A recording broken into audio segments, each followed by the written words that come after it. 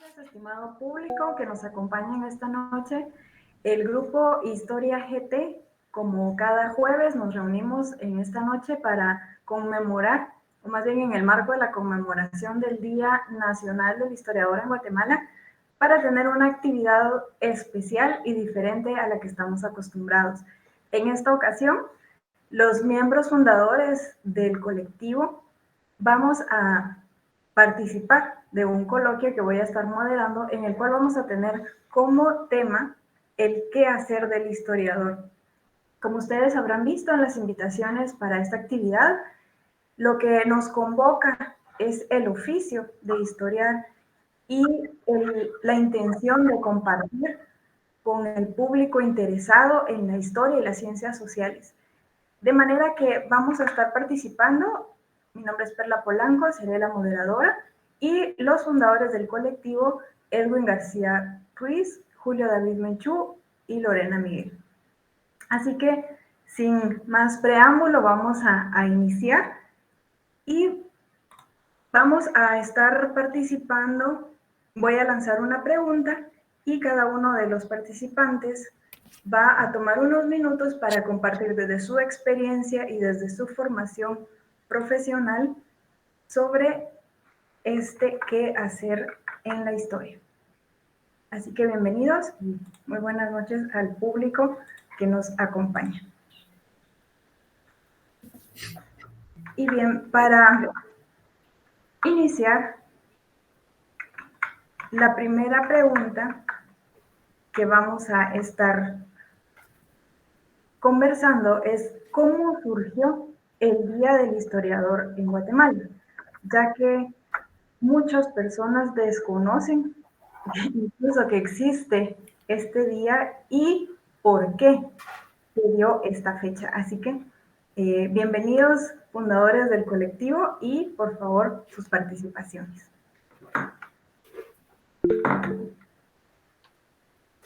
Buenas noches, gracias Perla por moderar este foro.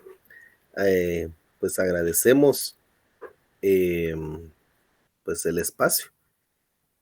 Y bueno, pues le cedo la palabra a Lorena para que nos comience.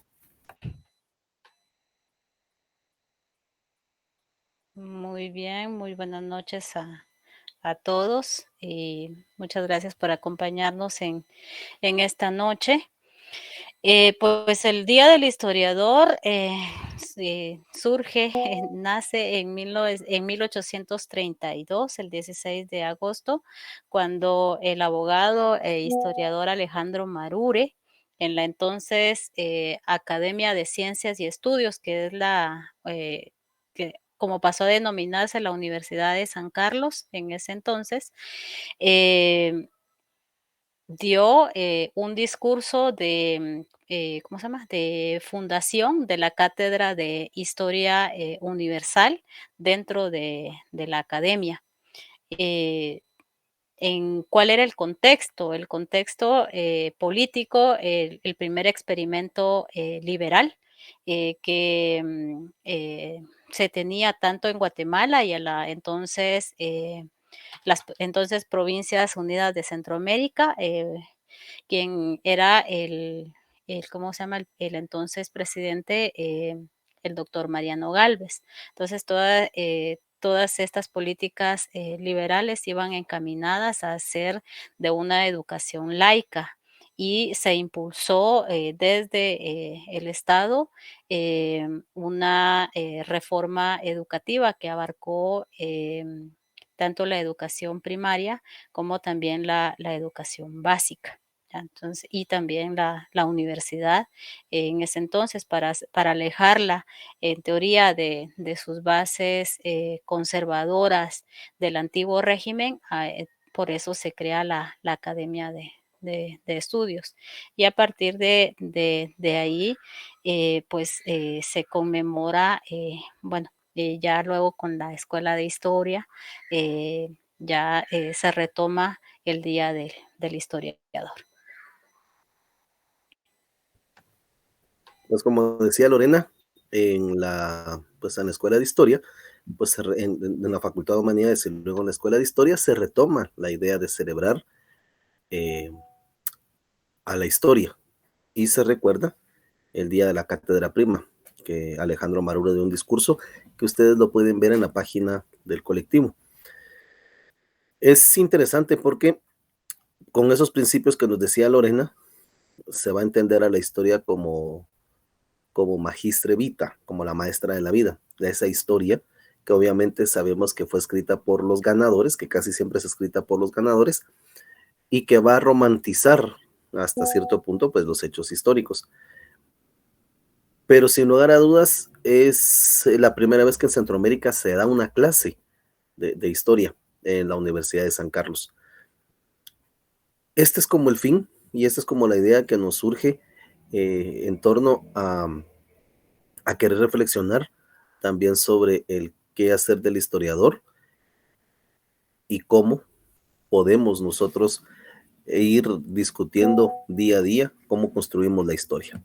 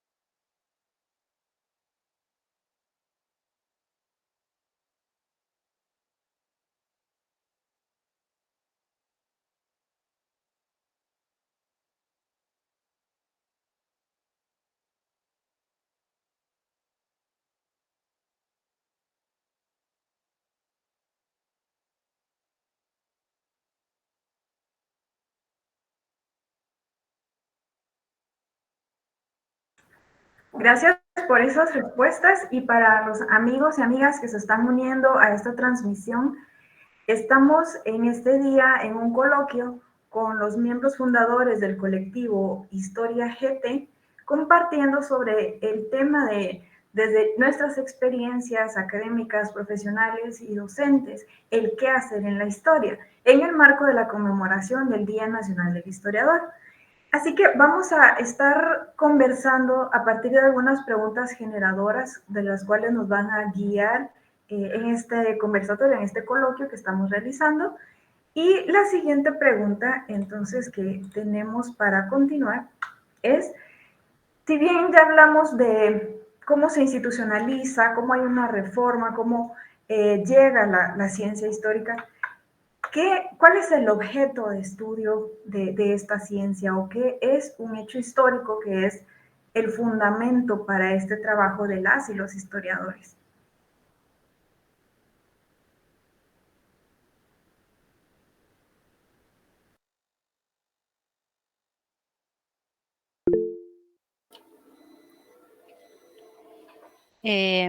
En primer lugar, pues el objeto de estudio de la historia es el pasado, ¿no? El pasado, pero que nos explique el presente. Y nosotros, pues se estudian pues procesos históricos. Y en el caso de el hecho histórico, pues es un caso son acontecimientos que marcan rupturas que son significativas para la sociedad, que se dan en un tiempo y en un espacio determinado y que pues se afectan de diferente manera. Algunas veces trae cambios en varios aspectos, tanto en político, económico, ¿ya? Entonces, son partes, ¿no? Y pues el historiador pues va detrás de esos acontecimientos y para analizarlos y de esa manera poder pues escribir, ¿no? Un discurso y tratar de comprender, ¿no? El presente, ¿no? Esa relación pasado-presente es bastante dinámica y va muy de la mano.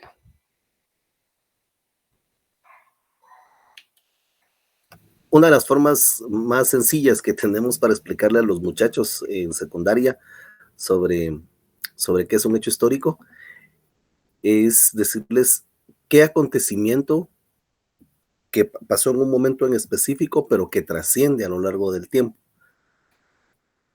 Y ese es como el eje para contestar esta pregunta. Una de las grandes ideas es decirle, es explicar que yo puedo haberme atravesado la calle hoy en la mañana y eso es un hecho del pasado. Pero si yo hubiese hecho un acto que hubiese sido como muy trascendental para la historia del país, pues este hecho se convierte en un hecho histórico. Y el gran ejercicio de reflexión que hacemos es, como profesores, como personas que nos dedicamos a la historia, pues analizamos hechos históricos. Y esos hechos históricos, pues son en la mayoría los que debemos, pues, a entrarle a analizar, a criticar y a ver por qué pasan estos hechos históricos. Don Edwin.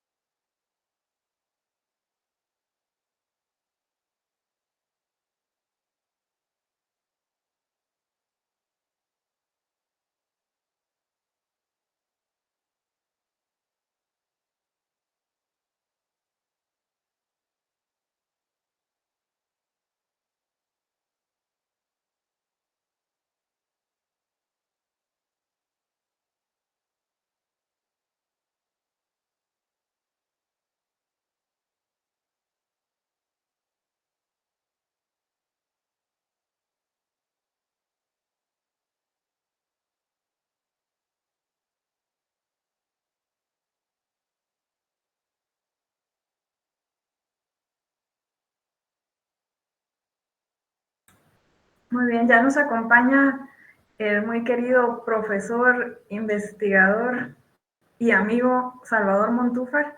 También si quiere participar y aportar en esta conversación que estamos teniendo a partir de esta pregunta generadora. Muchas gracias, muy buenas noches. ¿Me escuchan? Gracias, buenas noches, gusto de saludarlas y saludarlos acá. Qué alegría estar acá con el colectivo y qué alegría también compartir con esta compañera moderadora estelar de la noche, ¿verdad, Perlita? Un abrazo para ti y colegas. Claro que nosotros como colectivo siempre estamos pensando en el origen de nuestro grupo como aquel grupo interesado en motivarnos a nosotros, ¿verdad? Nosotros los profesores de historia, los historiadores, para hacer una comunidad de apoyo. Y pues hoy es un día especial para ello, ¿verdad? Y cabal, esta pregunta generadora creo que siempre va a tener muchas respuestas como las que me antecedieron con mis queridos colegas. Yo quería agregar, aprovechando la fecha de ayer, ¿verdad? Que fue el 12 de octubre, que cuando nosotros pensamos justamente en este concepto de hechos históricos, realmente lo que estamos pensando son en estos hechos que han trascendido y nos interesa conocer, investigar y divulgar, porque ese es el quehacer del colectivo Historia GT. Y cuando vemos el 12 de octubre, ¿había alguna interrupción por ahí? Ya no.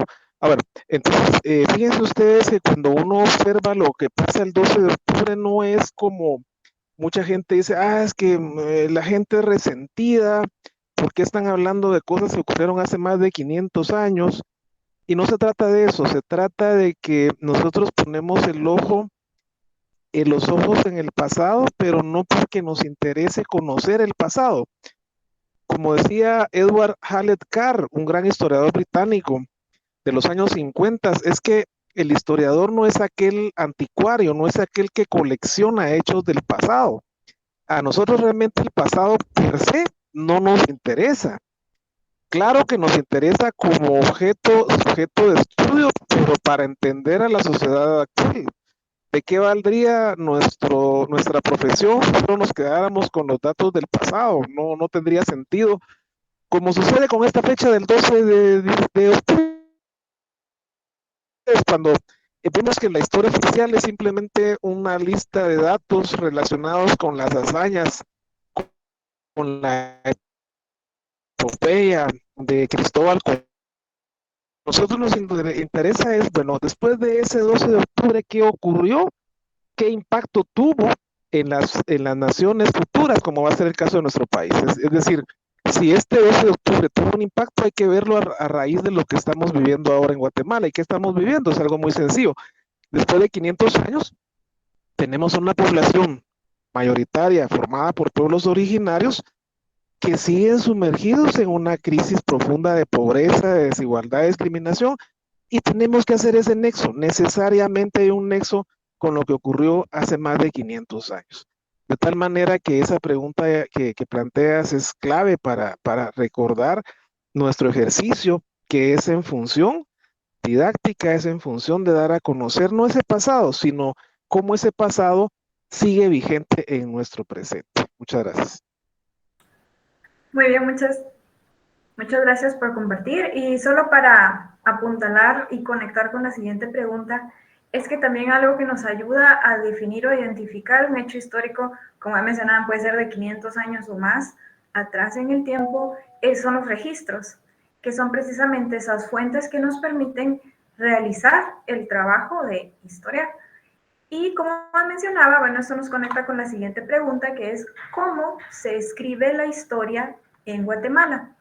Ya en la primera intervención mencionaban sobre cómo ha ido avanzando o cómo se ha desarrollado la ciencia histórica en Guatemala y Centroamérica. Y es importante también ahorita, hacían estas menciones sobre la historia crítica, sobre cómo hay diferentes perspectivas, la historia de los vencedores, de los vencidos. Entonces, ¿cómo va evolucionando? Porque muchas veces se piensa que estudiamos el pasado y hasta ahí, y no se puede reanalizar o no se puede volver sobre lo que ya se ha dicho de la historia y analizarlo con nuevas perspectivas. Entonces, a partir de sus experiencias valiosas en diferentes temas de investigación, ¿cómo se escribe la historia en Guatemala?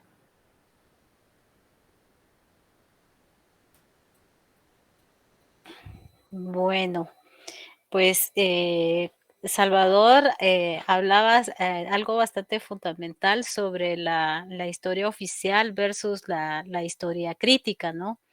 La historia científica. En nuestro caso, ¿no? Somos, bueno, historiadores que nos formamos desde la academia para investigar, para ir tras las huellas de ese pasado, ¿ya? Una historia que nos ayude a comprender, a interpretar esos acontecimientos y qué repercusiones que tienen en la actualidad esos acontecimientos históricos. Y hablabas algo de las fuentes, ¿no? Eso es fundamental, sustentar a base de fuentes, pues las investigaciones que se realizan. Entonces, en Guatemala, pues hay diversos espacios a donde tanto estudiantes y también ya historiadores profesionales y personas interesadas en la investigación, pues pueden visitar, ¿ya? Ir esos espacios. Tenemos el Archivo General de Centroamérica, dependiendo mucho de los intereses que tenga el investigador, ¿no? De historia colonial, distintos aspectos dentro de la historia colonial. También si hay, ya es un poco más, más contemporáneo, por así decirlo, podemos sustentarlo también, buscar nuestras fuentes en la Hemeroteca Nacional, las bibliotecas nacionales. Hay archivos importantes como CIRMA, que es el Centro de Investigaciones Regionales que está en la antigua Guatemala. La virtualidad nos ha ofrecido también varios, ¿cómo se llama? Varias, tener acceso a distintas colecciones que se han digitalizado. Entonces, también está la biblioteca de la Academia de Geografía e Historia, bueno, en su momento el archivo de la universidad también. O sea, dependiendo de los intereses, son espacios a donde se puede dirigir tanto el estudiante o el investigador, ¿no? Interesado en la historia de Guatemala. Como decía Lorena, la ventaja de vivir en Guatemala es que tenemos a la mano el Archivo General de Centroamérica. Eso permite una gama de investigación seria sobre asuntos administrativos desde la época colonial y la época republicana. ¿Cómo se ha comenzado a escribir la historia en Guatemala a partir de la escuela de historia y de la formación con un sentido crítico? Pues hacer un revisionismo, ¿verdad? De esas cosas que los historiadores antiguos, consagrados, pues daban por hecho, o que sus historias escritas eran la verdad absoluta y que nadie podía cuestionar. A partir de ese acceso a fuentes, a documentos coloniales, a documentación administrativa, a periódicos y a otro tipo de archivos, como el Archivo Histórico Arquidiocesano, por ejemplo, que también guarda, a pesar de ser un archivo religioso, guarda muchísimo de la historia del país y de la región de Centroamérica, de Chiapas, ¿verdad? Entonces, a partir de ahí se pueden hacer grandes ejercicios de revisar qué era lo que los historiadores como Marure, por ejemplo, que es el que ese 16 de octubre de 1832 inicia con la Cátedra Prima de Historia en Centroamérica en la Universidad de San Carlos, pero inclusive es de revisar lo que estos grandes historiadores dijeron, que hicieron ese gran trabajo, y analizar lo que ellos dijeron que no es verdad absoluta, y criticar también eso. Uno de los ejercicios que hemos hecho algunas personas que nos dedicamos a la historia y que somos indígenas, somos de los pueblos originarios, es hacer una revisión, como dice León Portilla, de la historia de los vencidos, a buscar esa historia, la historia de los pueblos originarios y cómo los pueblos originarios vivieron los procesos de conquista y etcétera, ¿verdad? Hay un trabajo maravilloso que hace, por ejemplo, Edgar Esquit, el doctor Esquit. Él aborda, por ejemplo, cómo las comunidades indígenas vivieron la Revolución de Octubre, y que es un trabajo espectacular, porque tenemos a la revolución que sí hace los grandes cambios y transformaciones sociales que el país necesitaba, pero que no fue tan pareja con los pueblos originarios. Entonces, ese tipo de críticas son las que escribir la historia permite hoy en día. Sí, yo creo que en Guatemala se escribe la historia desde dos perspectivas, dos visiones. Número uno, la historia oficial, ¿verdad? Esa va a ser la primera que vamos a tener por ahí. La historia oficial escrita desde los vencidos, esta historia unipersonal, llena valga la redundancia, ¿verdad? De personajes centrales alrededor de algo o de alguien y luego con fechas, ¿verdad? En donde hay una descripción muy somera o muy elocuente, si lo queremos ver en algún momento, dependiendo quién vaya a escribir, ¿verdad? Y eso lo hemos tenido desde hace mucho tiempo. Por eso vamos a ver en el periodo liberal de Manuel Estrada Cabrera, en donde hay un documento específico, un libro de texto específico, en donde se genera qué elementos históricos o qué historia es la que van a aprender los alumnos o las personas, ¿verdad? Bueno, pero también desde el aparecimiento de la Escuela de Historia, que antes era el Departamento de Historia de la Facultad de Humanidades, en 1974 empieza, como bien decía Julio, ese revisionismo, ¿verdad? A entender la necesidad, hacia dónde vamos, y se empieza a crear una nueva historia, ¿verdad? En el sentido de que estos hechos que mencionábamos hace un momento, ¿verdad? Pero que ahora ya es esa necesidad de buscar más fuentes, de buscar más elementos, distintas visiones, como decía Julio también, ¿verdad? Esa visión de los excluidos. Y entonces vamos a tener un montón de aristas ahora y que son muy buenas, ¿verdad? Desde la historia de las mujeres, historia de los pueblos indígenas, ¿verdad? De estos que han estado por ahí. Entonces en Guatemala vamos a tener mayoritariamente una historia oficial, ¿verdad? Pero luego ahora, en estos últimos años, creo que después de la firma de los acuerdos de paz, ha sido un buen boom para escribir una historia y una historia un poco más crítica, un poco más incluyente y que permita pues que los demás ciudadanos conozcamos los hechos históricos. Efectivamente, me quedo con estas palabras de los colegas que me antecedieron. Actualmente, sí, efectivamente yo creo que la historia de Guatemala se está escribiendo en estas dos grandes líneas. Esas dos grandes líneas que han acompañado el quehacer del historiador desde esta época del tema de Alejandro Marure, ¿verdad? Claro está que cuando ya tenemos a un gremio profesional de historiadores, todo esto va a cambiar totalmente.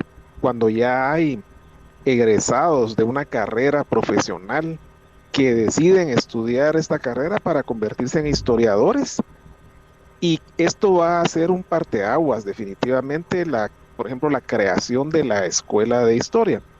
No quiere decir que antes de la Escuela de Historia no existieran historiadores profesionales, claro que ya existían, pero cuando la Escuela de Historia surge hace 48 años, el 21 de agosto de 1974, ese parteaguas hace justamente esto que decía Edwin, es decir, ya la historia crítica empieza a tener una gran fuerza en el ámbito nacional y lentamente la historia oficial va perdiendo fuerza. Va perdiendo fuerza a tal extremo que se hace necesario escribir libros por parte de esta historia oficial como un texto que se llama La Historia Silenciada. Esa historia silenciada lo que quiere es como demostrar que la historia crítica ha copado los espacios académicos y que entonces la historia oficial se quedó relegada. Se hace necesario incluso contratar a sociólogos, en este caso, que vengan de afuera para que escriban esa historia silenciada, le llaman ellos en ese caso, como quien dice, es el último resquicio que le quedaba a la historia tradicional a la historia oficial, pero hay que decirlo, esa historia no murió. Cuando yo era estudiante de la carrera, en los años 80 y 90, ahí en la escuela de historia, tenía la sensación de que la historia, esta historia que estamos mencionando, la historia tradicional, la historia oficial, iba a morir.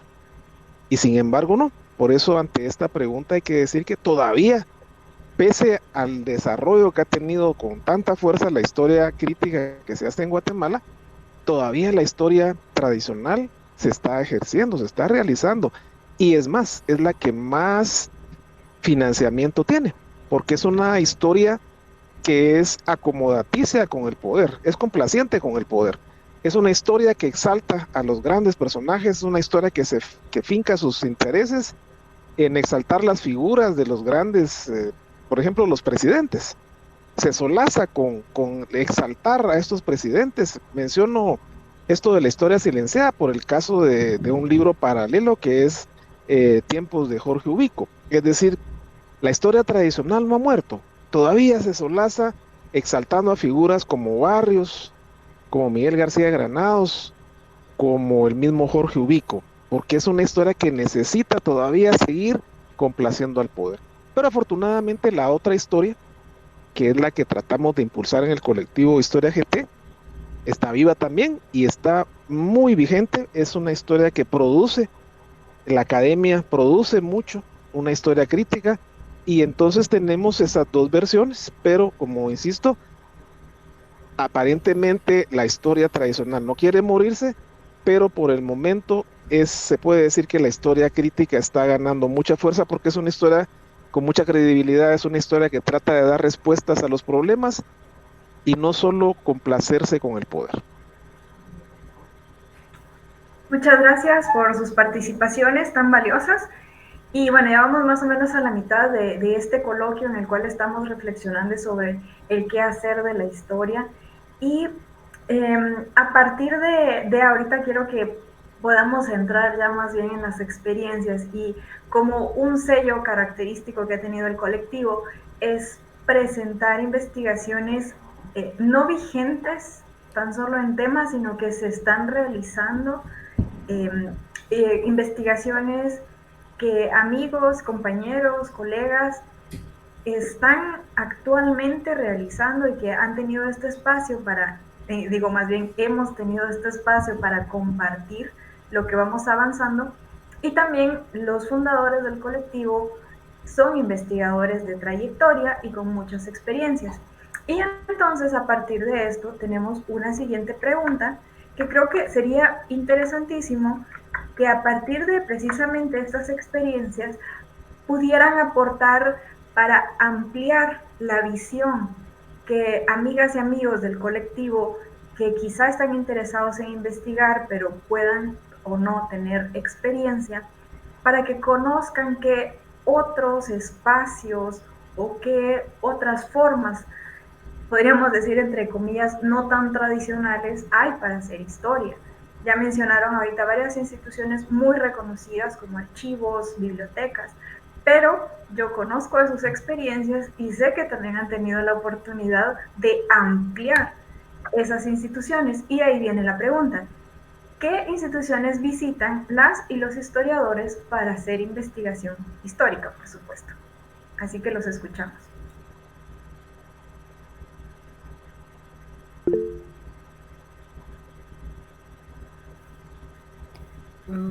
Bueno, creo que uno de los puntos fundamentales es ser un poco también creativos. Me recuerdo del historiador francés Jean Piel, que decía: si la fuente no está a la mano, pues hay que reinventarse, o sea, no inventarnos, sino que reinventarnos y tratar de abordar desde otros puntos de vista los problemas de investigación.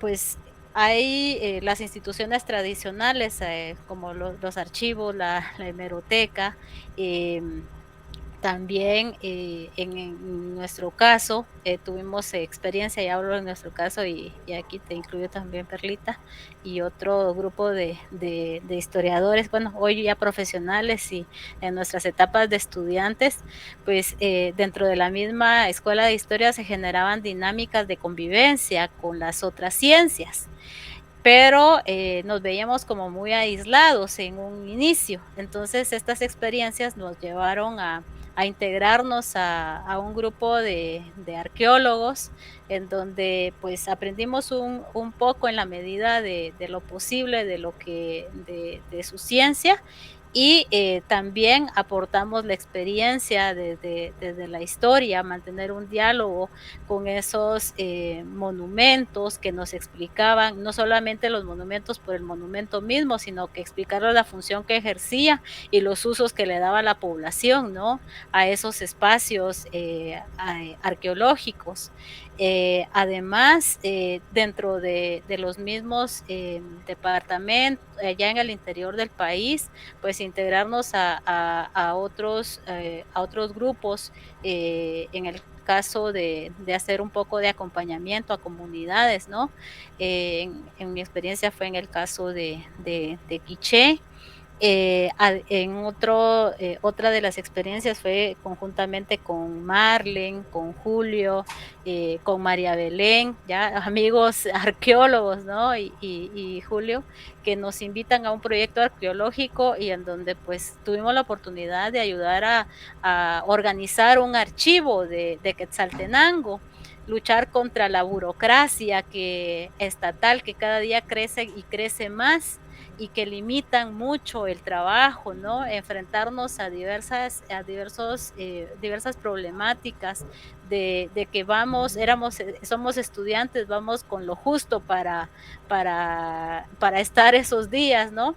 Pero esas son experiencias que nos enriquecen y que hacen que aprendamos de otras ciencias en la medida que nos ayudan a hacer las interpretaciones, ¿ya? Y no solamente es la experiencia de ir y colaborar, sino que también la experiencia de ir, colaborar y también escribir y difundir, porque ese es uno de los aspectos importantes, y por lo cual fue creado este colectivo también, porque no solamente que quede en letra muerta, sino que también se pueda compartir esa experiencia, y además de compartir, también ser un espacio en donde pues converjamos diferentes disciplinas de las ciencias sociales, ¿no? Y es lo que el colectivo ha tratado de hacer. Pues bueno, dejo el espacio para mis demás compañeros.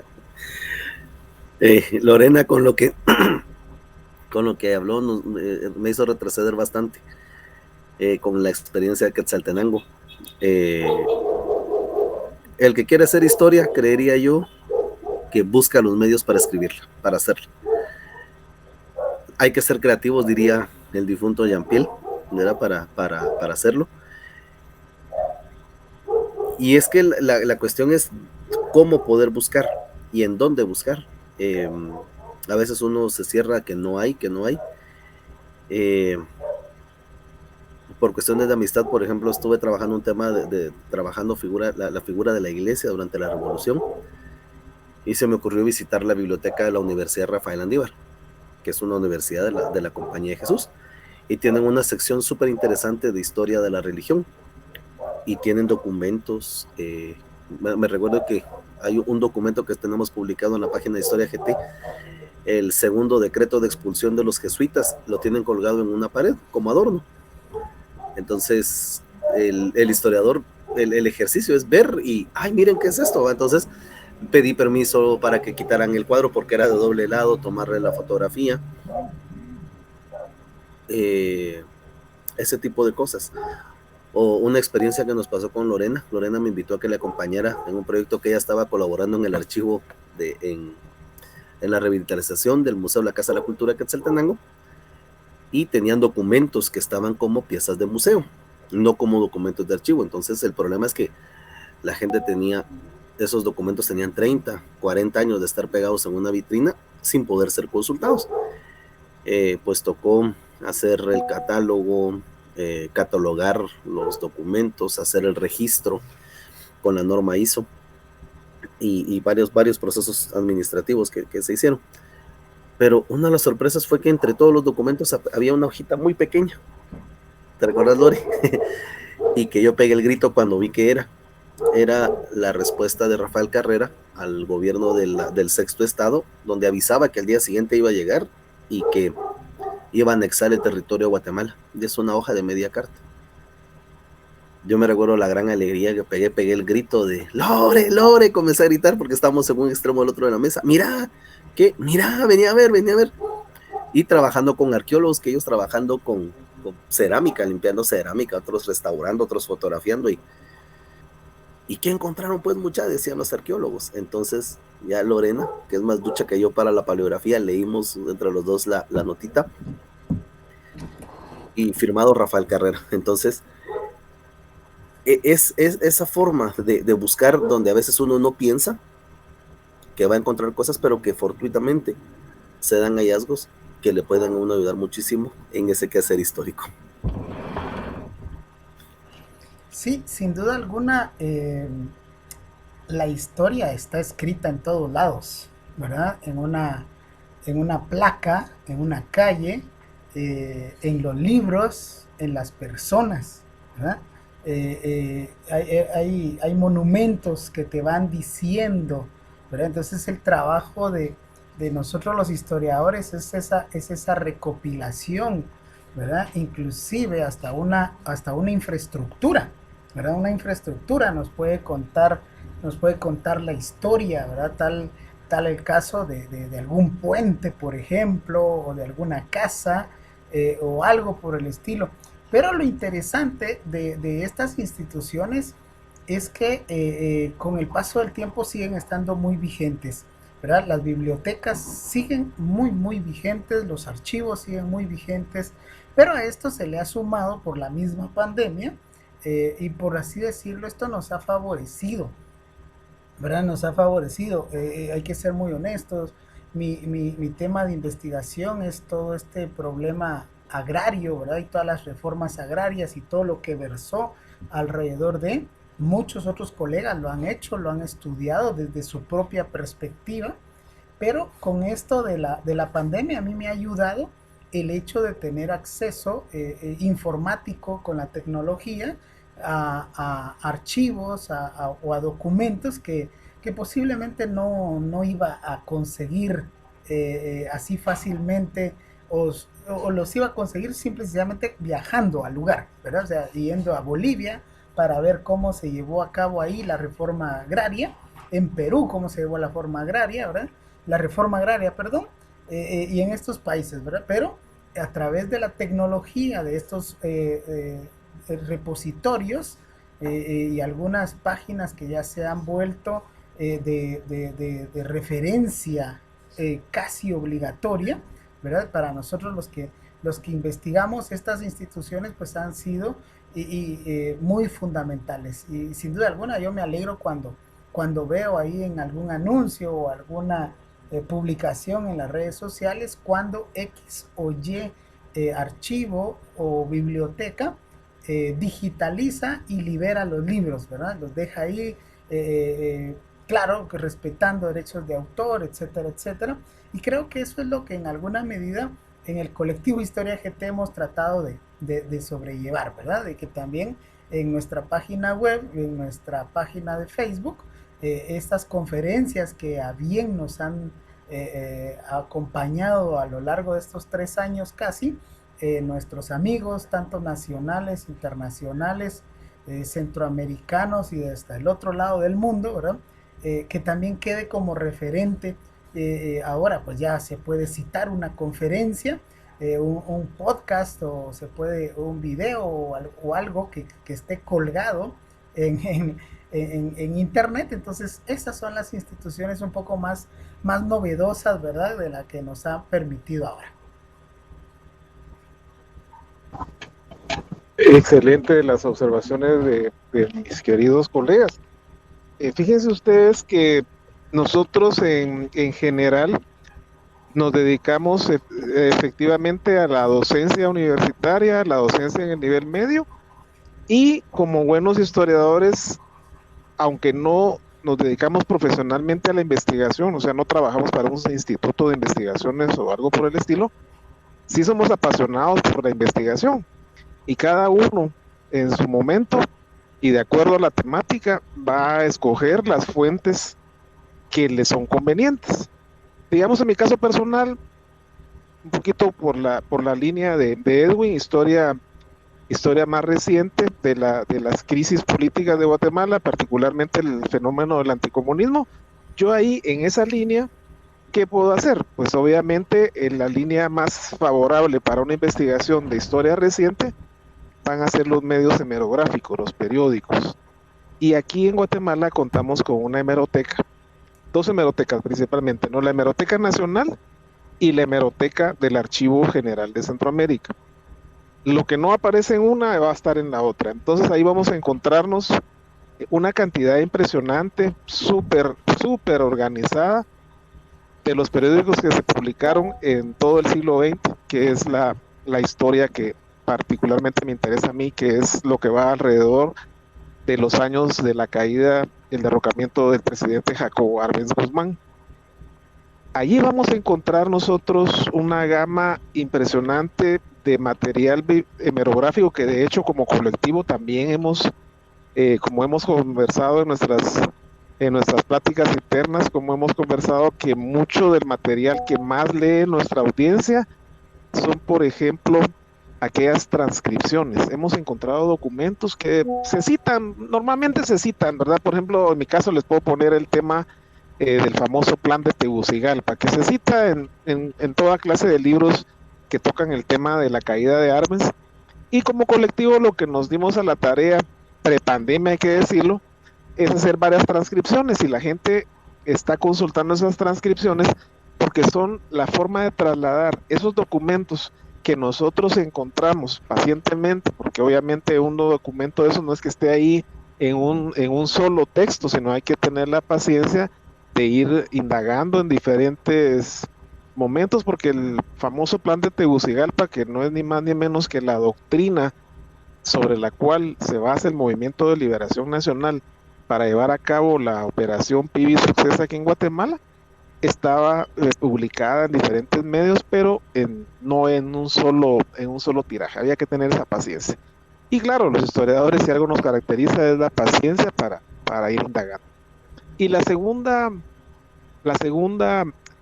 parte de mi trabajo de investigación, claro, la he trabajado en el colectivo, y del colectivo surgió una idea que, aunque es personal, está ligada a la idea original del colectivo, como fue la creación del canal de YouTube, el profe de Historia GT. ¿Por qué? Porque ahí, como bien lo decía Edwin, tenemos fuentes de información que están a nuestro alcance, y lo que hemos tratado en ese canal es acercarnos a fuentes. Por ejemplo, cuando se trató del famoso tema del Bicentenario, pues la idea era estar en el lugar de los hechos, ¿verdad? ¿Por qué? Porque nuestro trabajo también es divulgar al gran público. Si bien nosotros hacemos una investigación seria y la queremos compartir con los demás colegas historiadores, nuestro segundo gran objetivo es que nuestro trabajo sea conocido y divulgado masivamente, que toda la gente lo pueda recibir. Y entonces hacemos ese tipo de investigaciones, ir al lugar de los hechos. Por ejemplo, cómo fue este famoso tema que ya viene dentro de poco, el 20 de octubre, cómo fue esa noche del 19 al 20 de octubre, qué significaba el rol de la Guardia de Honor, qué significaba todo esto del fuerte de San José, y lo más relevante que hubo en historia militar. También lo tenemos que trasladar con fuentes que están ahí, fuentes primarias, fuentes que son mudos testigos de lo ocurrido en los hechos que nosotros estudiamos. Gracias.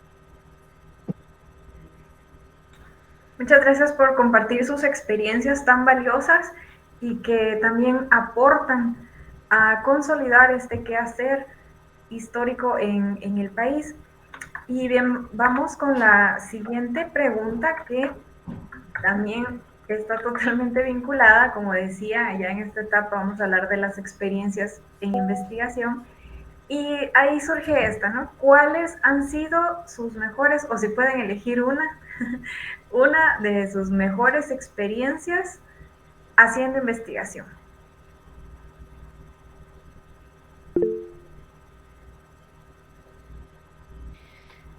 En mi caso, pues bueno, en la medida de lo posible, o como todo historiador, y creo que es un problema que tenemos a nivel general, ¿no? De que somos profesores y también y trabajamos de docentes, somos profesores de historia y también hacemos un poco de investigación como hobby, ¿no? Entonces, pues eso nos da el espacio de elegir nuestra línea de investigación, ¿no? Entonces, una cosa lleva a la otra. Entonces, de las mejores experiencias, pues han sido varias, ¿no? Desde a la que le tengo mucho cariño, es a la que nos permitió acercarnos a la fuente primaria, a la sensación que da ir al archivo y de encontrar esos datos que creo que desde otra ciencia no lo entenderíamos, ¿no? Sino que es esa experiencia de la sensación de felicidad que da estar dentro del archivo, pero a la vez no solo el archivo, en el caso de que investigo un poco ahora, ya un poco más reciente, el siglo XX, entonces nos acerca también a las personas, ya a esa fuente viva, a esas experiencias que han tenido esas personas que vivieron los acontecimientos, cuáles fueron las perspectivas, ¿no? Y que vengan y tengan la generosidad de compartir. Y entonces contrastar lo que ellos dicen con la fuente escrita entonces eso le da una riqueza, ¿no? Pero pues es tanto y poder compartir, ¿no?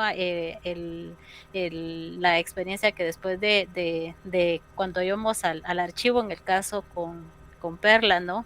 De que nos íbamos al archivo y después nos íbamos por el café a platicar de lo que habíamos descubierto cada uno en nuestros espacios, pues eso es bastante enriquecedor y que es el lado humano, ¿no? de la investigación y en nuestro caso, pues, de poder escribir y también difundir esas investigaciones en nuestro pequeño espacio también, porque están estas revistas, grandes revistas, pero también hay espacios pequeñitos que son significativos. Pues como decía Lorena, una de las mejores cosas que le pasa a la persona que está investigando es encontrar lo que necesita para sustentar sus ideas, sus intereses y por dónde va. Creo que de lo más fortuito que me ha pasado es que el tema de tesis que estoy trabajando es sobre la historia de la iglesia de los años 60. Y ha sido poderme sentar con los actores a conversar y a que le cuenten sus experiencias de vida, que muchas veces esas no pueden aparecer en un texto, pero es ese contacto con lo cercano, con la persona, con el que hizo, con el que vivió, creo que es como de las mejores cosas que a mí me ha pasado en la experiencia de investigación. Y la otra yo soy docente en servicio, es poder hacer una investigación y que eso luego yo lo pueda reflejar en las aulas y que la alumna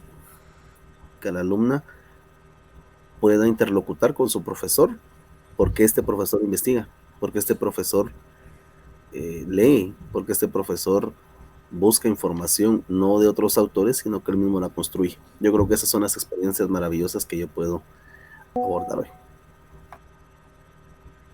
Bueno, es interesante esto de las experiencias. Yo quiero contar también dos así de manera muy rápida. Número uno, creo que el hecho de perseguir los expedientes, de perseguir las fuentes primarias, sí me recuerdo con toda esta problemática de mi tema de problemática agraria, me he tenido que ir a meter, por ejemplo, al primer y al segundo registro de la propiedad, ¿verdad?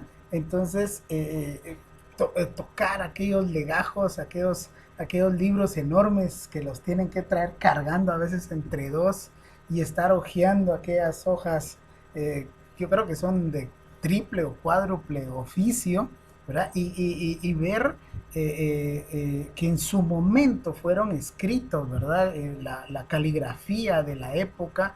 Entonces me ha tocado esas situaciones de poder interpretar, de poder entregar, y el hecho de que un dato te lleva a otro dato y ese te lleva a otro, y entonces termina siendo una cadena bastante interesante en ese construir del conocimiento. Y también pues las cosas que le pasan a uno. Eh, yo me tuve que ir al archivo, el segundo archivo de bienes allá de la propiedad en Quetzaltenango. Entonces yo de aquí de la capital me fui para allá en la mañana, como a las 4 de la mañana en bus. Llegué a las 8 o 9 de la mañana al archivo y resulta que estaba cerrado, que andaban de vacaciones, pero yo necesitaba esos datos, etcétera, etcétera. La cosa es que de la suerte que a veces uno tiene o que le cae bien a las personas, me dijeron, va, está bien, entre, ¿verdad? Pero mire, si se va, ya no puede volver a entrar. Entonces, sí, muy personal este asunto. Empecé como a las 8 9 de la mañana a tomar mis apuntes y todo lo demás. Terminé como a las 12 o una más o menos. Y yo ahí parado, ¿verdad? Frente al mostrador, me llevaban los libros y todo. Y en estas yo va de moverme porque necesitaba ir al baño, pero como el edificio estaba cerrado, no había nada libre, nada libre. Entonces había que esperarse, pero es emocionante porque uno se entera de muchas situaciones ahí, ¿verdad? Entonces, por ejemplo, de lo que yo estaba buscando, todos los registros que se hicieron de la propiedad estaban hechos el mismo día, por la misma persona y hasta por el mismo lapicero, ¿verdad? O sea, y documentos que tendrían que haberse asentado en un registro hace unos 20, 30 años de la fecha que estaba para atrás, y resulta que ese mismo día hicieron todos los registros habidos y por haber con tal de expropiar algunas tierras. Entonces dicen así como que, ay, pues, y estos, qué barbaridad. Y otra de las situaciones que ahí me encontré a una persona, ¿verdad?, que firmaba, y resulta que pues Valda Barrios era la hija de esta persona que firmaba todos los procesos de la reforma agraria. Yo le digo, Valda, mira, tu papá se llamaba Valdemar. Y sí, me dijo, él era. Pues sí, me dijo, cabal, ahí está su firma y todo calcado por él, dando fe y legalidad de lo actuado en la reforma agraria. Imagínense, fue algo así sorprendente, interesante. Y lo otro es de que cuando a uno lo publican, ¿verdad?, le publican su artículo o cualquier otra cosa, pues uno se siente así como que, bueno, ni modo, cuando es el primer artículo. Pero en este camino de la docencia alguien me dijo por ahí, mire, su artículo que le publicaron lo estoy utilizando en la docencia, en tal facultad de la Universidad de San Carlos. Entonces dice, es gratificante porque, ¿verdad?, el orgullo de que alguien lo está leyendo. Y eso también me dio a mí un reto. El reto muy simple de venir y decir, ok, entonces si alguien más está utilizando mi investigación en sus cursos, yo también, ¿verdad? Usémoslos, ¿verdad? Que yo, para tener un feedback, una realimentación de lo que piensa la gente, de lo que uno investiga. Entonces eso es lo interesante de todo este espacio. Sí, muchas gracias por esta pregunta tan interesante. Claro que nuestras disciplinas, ¿verdad? Las ciencias sociales, la historia, la arqueología, la antropología, no tendrían sentido si no sintiéramos una pasión por investigarlas. Si fuera tedioso, si fuera aburrido, si fuera cansado, no tendría sentido. El historiador, la historiadora, para poder investigar tienen que sentir pasión por la historia, pasión por la investigación, y justamente lo que dicen nuestros compañeros que me antecedieron. Creo que ese momento, cuando uno está frente a las posibles fuentes que le van a permitir a uno encontrar la información que anda buscando, va a ser fabuloso si uno las encuentra. Si no las encuentra, pues hay un poquito de frustración, pero también genera esa necesidad de buscar entonces en otro punto, en otro lugar, en otro archivo, etcétera. Pero también creo que una de las grandes satisfacciones que ya mencionaron, que es eso de encontrar lo que uno andaba buscando, también es lo que uno encuentra que no está buscando, porque también nos pasa, ¿verdad? Voy a poner un ejemplo. Cuando estaba yo trabajando este tema para uno de los encuentros nacionales de historia y después para uno de los últimos congresos centroamericanos de historia, una ponencia sobre el discurso de la Iglesia Católica, de la jerarquía de la Iglesia Católica, justamente en 1954, pues ahí estaba yo buscando los discursos que emitía la Iglesia, que emitía definitivamente la alta jerarquía, el mismo arzobispo, Monseñor Mariano Roseli Arellano, y todo lo que él escribió. Ese era mi objetivo y lo logré encontrar. Pero me fueron saliendo paralelamente en los periódicos consultados otras cuestiones que aparentemente no tenían sentido, como eran los anuncios comerciales de la época.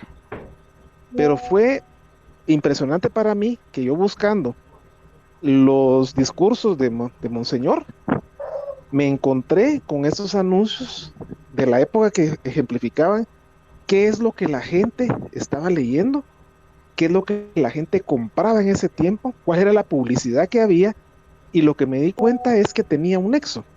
Y entonces me fui a buscar con más ahínco estos anuncios, y de hecho lo presenté en esa ponencia, porque ¿qué era lo que los anuncios decían? Lo mismo que decía la iglesia, solo que en otro sentido.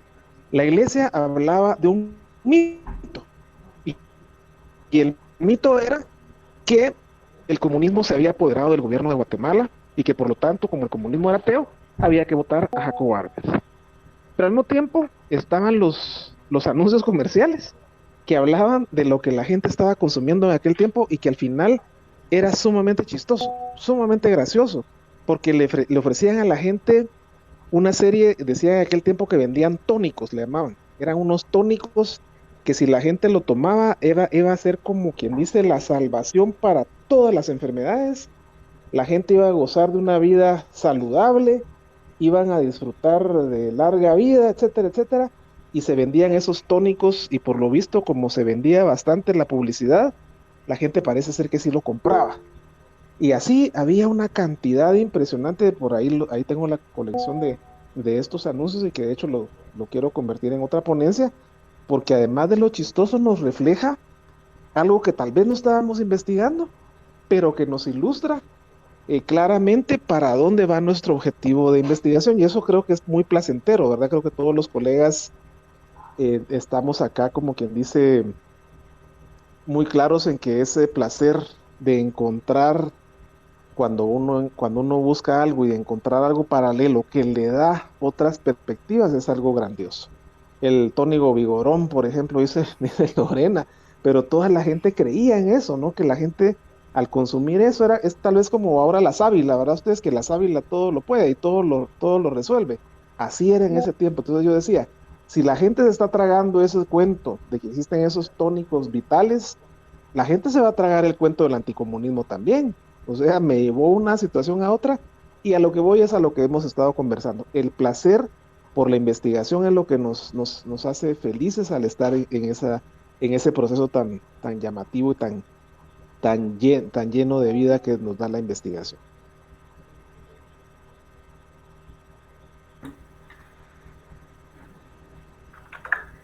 Pues muchas gracias por esas valiosísimas experiencias. Aquí en redes sociales también están compartiendo que el público que está conectado está aprendiendo y está muy interesado en conocer más sobre estas trayectorias y esto que muy pocas veces se tiene el espacio de conversar, de exponer y de compartir, ¿verdad? De nuestras vivencias y cómo es, pues no quiero decir en lo cotidiano porque no es que hagamos una rutina como tal, porque siempre hay nuevas experiencias, pero es algo que está aportando mucho al público de Historia GT.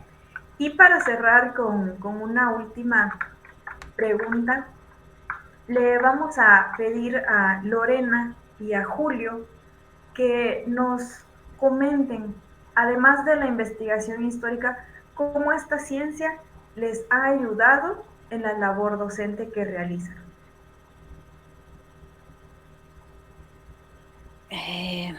Muy bien, bueno, desde la investigación, pues como nuestro trabajo somos docentes, ¿no? En distintos espacios. Al hacer investigación, fortalece hablar con más propiedad de los ¿cómo se llama? De los temas que se puedan desarrollar. En mi caso, pues como decía Salvador, un tema lleva a otro. Yo andaba en búsqueda de un primer problema de investigación que era precisamente el discurso anticomunista, que fue una tesis que se quedó al 75% y que no me arrepiento de haber dejado, pero que de ahí me llevó a ir entendiendo ese plan de gobierno que tenía Jacobo Arbenz y cómo se construyó ese plan de gobierno. Y que nos deja entrever la visión de país que se tenía, ¿no? Y al momento de ejercer docencia con estos datos, pues da otro panorama, y los estudiantes pues se interesan un poco más porque uno les va hablando ¿cómo se llama? De cómo se abordó la fuente primaria, ¿ya? Entonces, eso es bastante fundamental. Y también al ver de que nos enfrentamos a un problema que creo que estuve haciendo un poco de rastreo de investigación en otros países, de que no importando pues nuestro sueño pues es graduarnos de historiadores y que vamos a trabajar en la investigación, pero la realidad nos rebota a otras condiciones, ¿no? Y entonces, pues ahora, pues trabajamos de docentes en los tiempos, por pasión, pues nos dedicamos a investigar, a publicar un poco los artículos, ¿no? Y entonces, pues es uno de los campos de trabajo también que tiene el historiador, ¿no? Pues la docencia, es ese camino. ¿Ya? Y siempre que nos apasionan los dos oficios, ¿no? Porque al final son dos oficios que van muy de la mano. Y pues por medio del espacio de Historia GT, pues también tenemos otro canal para difundir también y ejercer docencia, porque nuestros públicos pues muchos son profesores en servicio, ¿no? Entonces, Historia GT pues contribuye de una manera pequeñita a ofrecer pues algunas herramientas, ¿no? No todas, pero sí que se les puede apoyar tanto de las investigaciones que dan a conocer otros investigadores que amablemente, amigos, que comparten con nosotros sus trabajos, ¿no? Entonces, pues yo lo dejaría acá para ir cerrando ya. Julio. Bueno, creo que lo que decía anteriormente, el hecho de poder investigar te da más propiedad para enseñar, ¿sí? El hecho de poder contrastar fuentes. Yo en mi caso doy clases en educación media y los muchachos a partir de la pandemia se volvieron más que tecnológicos, ¿verdad? Entonces recuerdo que alguna vez decía yo algo y rápido era googlearlo para contradecir al profe, pero no contradecirlo en un mal plan, sino para ver, como diría mi mamá, buscarle la cascarita para que se resbalara, ¿verdad? Entonces, muy jocoso el asunto. Entonces me recuerdo que me di cuenta que lo estaban haciendo. Entonces, a ver, ya que están googleando lo que les estoy preguntando, estas cosas, comenzar a preguntar más, a indagar más. Entonces, el hecho de poder investigar y de poder contrastar fuentes, y decir, sí, tal persona dice tal cosa, pero en tal documento aparece esto, tal libro, tal autor menciona esto por esta situación, pues fortalece el sentido crítico de las y los estudiantes. Yo creo que ese es como el gran aporte. Y pues haciendo el ejercicio que cuando invité a Lorena y a Salvador y a Amalia que comenzáramos con este proyecto, pensar en que la mayoría, yo le decía a Lorena, me recuerdo la primera vez que le dije a Lorena, mira, ¿por qué no hacemos una página donde tengamos esto? Porque muchas de nuestras ponencias se quedaban solo impresas, o solo quien la había escuchado. Entonces surgió pues esto, ¿verdad? Este experimento de Historia GT también como un aporte a la docencia, a querer colaborar con quien da clases de historia y que muchas veces no tiene los recursos para poder ir al archivo. Entonces así surgió, por ejemplo, los materiales didácticos, surgió los artículos más extensos, surgió, por ejemplo, el área de transcripciones y surgió la serie de imágenes que tenemos. Entonces, creo que esta forma de investigar, de nuestras propias investigaciones, quererlas publicar en una página, pues ha servido con estas conferencias para ayudar a la docencia. Muchas gracias por esos aportes. Y ya para ir cerrando este coloquio, vamos a tener las participaciones finales de Edwin y de Salvador para redondear las ideas que hemos compartido acá. Sí, yo creo que la historia va a estar siempre presente, el qué hacer de la historia va a ser siempre el mismo, ¿verdad? Encontrar y darle importancia al hecho histórico, y creo que eso nos atañe a nosotros los profesionales de la historia, ya sea que investiguemos y también demos docencia, y por supuesto ese es parte del qué hacer del colectivo, ya lo decía Julio, ¿verdad? El hecho de que el colectivo Historia GT tenga su espacio, y ustedes que amablemente nos siguen, ¿verdad? Y están ahí al pendiente de nuestras actividades, nuestras conferencias, esto genera pues una expectativa.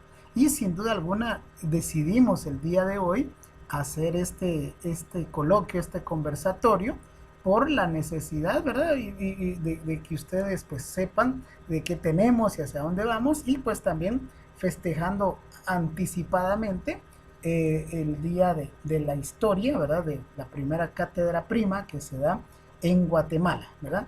Y entonces ese es parte de ese quehacer, y sin duda alguna nosotros estamos muy agradecidos con todos ustedes, nuestro público que nos sigue día a día y está pendiente de nuestras redes sociales, porque ustedes son pues esa razón para que nosotros sigamos trabajando, sigamos pensando en esa historia que ahí está y que siempre se va a seguir escribiendo. Sí, muchas gracias. Sí, en efecto, ¿no? Es eso, es esa la esencia nuestra de como colectivo.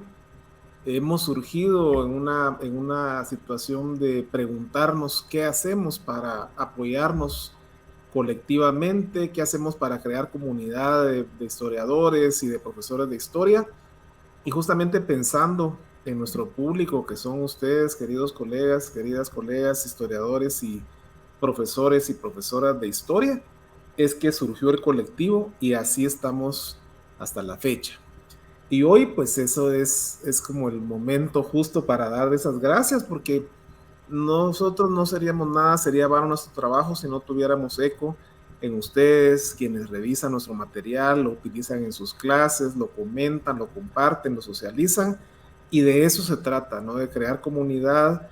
A lo largo de este tiempo pandémico hemos tenido gratas experiencias con colegas de diferentes disciplinas, y muchas veces mayoritariamente arqueólogos en algunos momentos, ¿verdad? Lo sabemos muy bien, historiadores y antropólogos también, que nos han dado mucho de su tiempo, y ahí están grabadas casi todas, el 99% de las ponencias de estos últimos 3 años, ahí están y nos sirven y nos siguen sirviendo.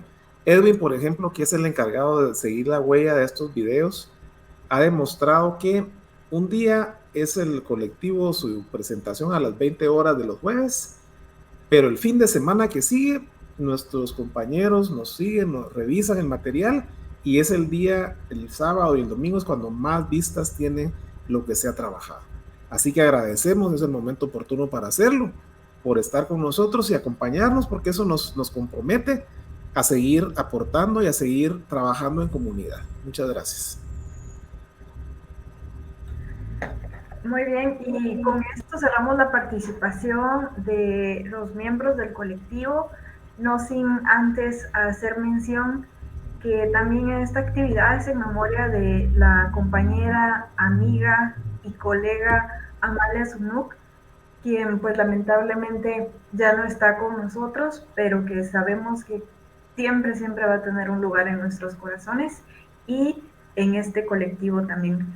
Así que para despedirnos, solo vamos a retomar algunos de los comentarios que están en redes sociales, en el chat en vivo, y nos saludan desde Ciudad de México, y también pues hay bastantes amigas y amigos conectados en Guatemala, Centroamérica, y hacen aquí un comentario sobre los pueblos originarios que aún resguardan documentos que podrían aportar a la revisión de nuestra historia, como bien lo acotaba Julio en sus participaciones.